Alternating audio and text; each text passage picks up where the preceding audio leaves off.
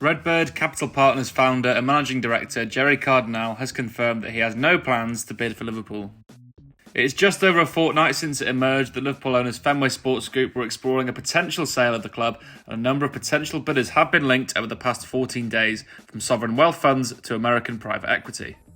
Sources in the US told the Liverpool Echo shortly after the news of FSG's interest in potentially selling the Reds that one party who would not be entering the race would be that of RedBird, the US investment fund that acquired 11% of FSG back in March 2021 for $750 million. RedBird, who bought French side Toulouse in the summer of 2020 and took a majority shareholding of Italian giants AC Milan back in September, with investments in the re-energised XFL in America and the Indian Premier League cricket competition.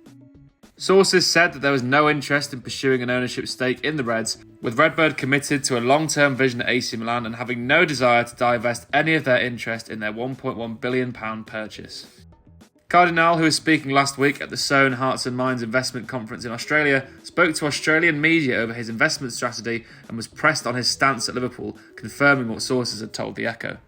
Speaking to the Australian, Cardinale confirmed that RedBird's ownership stake in AC Milan and clear conflict of interest would mean that they won't be able to bid on Liverpool, which he described as a phenomenal asset.